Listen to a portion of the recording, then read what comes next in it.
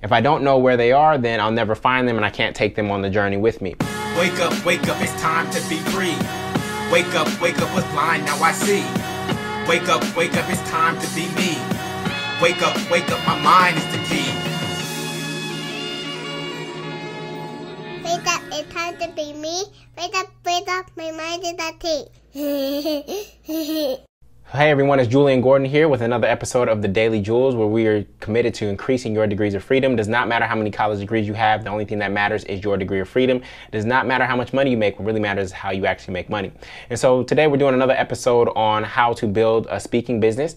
And I want to talk to you about how I actually prepare for speech. I actually got this question from UN earlier this week, and I want to share with you how I prepare for speeches. So how to prepare for a speech. Okay, speech or presentation. So when I think about my process, how I prepare for a speech is I actually prepare not by speaking, but by listening. So the first thing you have to do is listen. You have to understand who it is that you're speaking to, right? And if somebody's trying to hire you to speak and you've never met the audience, then you have to ask them a lot of questions, or you need to go online and do as much possible research as you can. So let's just say one time I had a speech for foster youth, and this wasn't an audience that I was familiar with. It's not my personal experience, yet I did feel that my message could impact them. And so I had to ask the executive director of this particular program tons of questions, because normally I'm speaking to millennials and young professionals and college students, and this was a completely different demographic, but he really wanted me to speak, and so I couldn't say no. And so I had to really understand where they were in their life, what they were struggling with, what was top of mind, what music they were listening to, what was inspiring them, what situations had come up in this program amongst their youth recently, what kind of news may have happened, had they lost a relative or anything like that. I really had to get as much information. I had to be like a journalist and go in and get as much information from a distance as I possibly could. I had to listen, right? Because when you speak, you will be speaking into their listening. And if you haven't taken time to actually know where they're at, then you'll come and you'll miss the mark. You'll miss the mark and you won't transform as many lives as you possibly can. So from there, I go from listening to just jotting down ideas. And messages that I have that I believe would be impactful to this particular audience based on where they are, right? If I don't know where they are, then I'll never find them and I can't take them on the journey with me. And so after listening and understanding where they are, then I start jotting down what are my most powerful messages that could actually impact this audience. From there, once I have a list of ideas and I go through the process of elimination, I usually choose 3 major points, right? Choose three major points. From there, I think about my opening. How am I going to captivate them in the first 1 to 2 minutes? How am I going to let them know that I understand where they're at, even though I didn't have their experience? How am I going to let them know that I care? How am I going to enrapture them so that they're leaning in and listening? So usually what that's going to be is probably, usually you can do it with a story, but it may be an activity or exercise, because you have to know that they've heard speakers before and they have a idea of what a quote-unquote motivational speaker is, even though you aren't that. I hate when people call me that, right? Even though you aren't that, they have an idea, oh man, he looked just like the dude that came to speak in my high school, whatever, I'm gonna be on my phone, right? You have to do something to create a pattern interrupt in that moment that shows them that you are different, right? And so your opening is key, because if you don't get the opening right, then nothing else you say will be heard. Nothing else you say will be heard. From there, you map out the journey. I start mapping it out. I start PowerPointing it. I map out the journey from point A, my opening, to point 1, 2, 3, and then ending, right? I start mapping that out and laying out which story should go sequence after this one, which should sequence after this one, which should lead to that one. And then finally, I work on the ending. Just like when somebody is dismantling from a pole vault in the Olympics, and they're supposed to land it, right?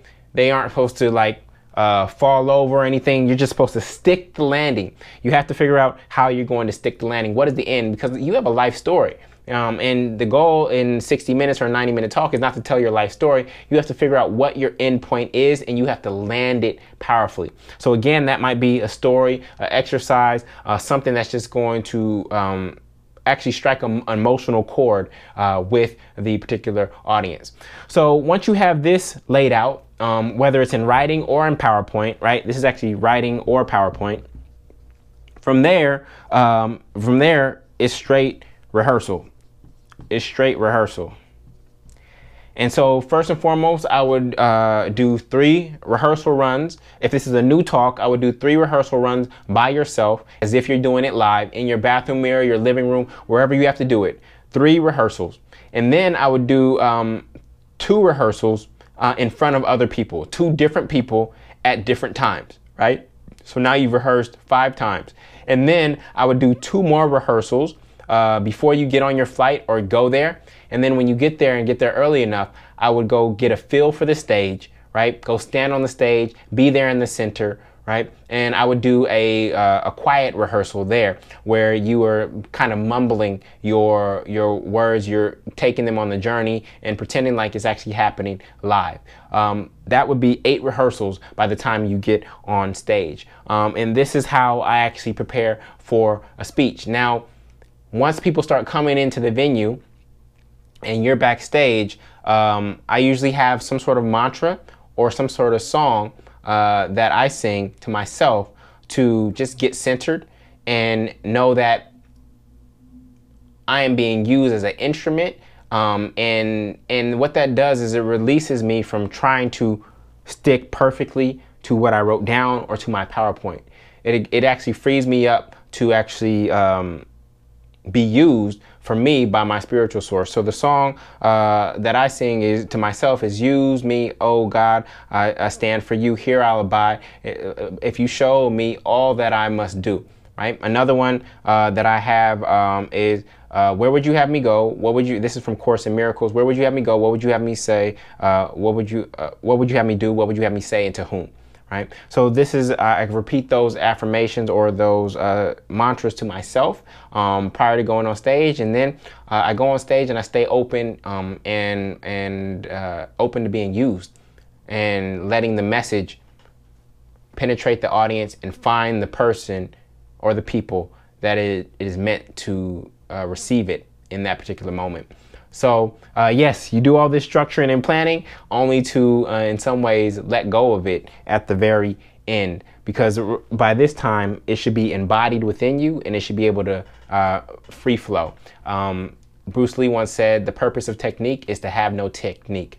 You've studied something so rigidly that you come to a point where you no longer have to think about it, right? You can just flow with it because of all the rehearsal and the studying and the focus on technique in advance, so that actually when you're on stage, it's actually more free-flowing and it's not as rigid as when you were practicing it.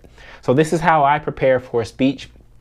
So if you're writing a new speech, this is what I would encourage you to do, and I would encourage you to do in this order. This is the most important step.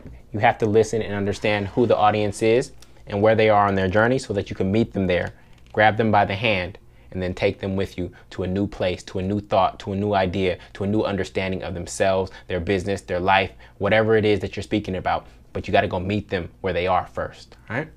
So this is Julian Gordon with another episode of the Daily Jules. If you are a speaker out there and you are trying to impact more lives from the stage, then follow this process, and I know that it will help you and bless you and allow you to be a blessing to others. So I hope that this episode blessed you, and I will catch you in the next one. If you love this episode, please write a comment on YouTube, write a review on iTunes, and share the message with as many people as possible so that we can get this out there and help more people become more free. With that, I want to say thank you so much, and I will talk to you soon. Peace. I hope these mindsets, metaphors, and methodologies blessed you. If you desire more freedom, go to getfreenow.com to subscribe to the show on iTunes, YouTube, or Facebook, and get 4 of my best courses in the Freedom School for 100% free.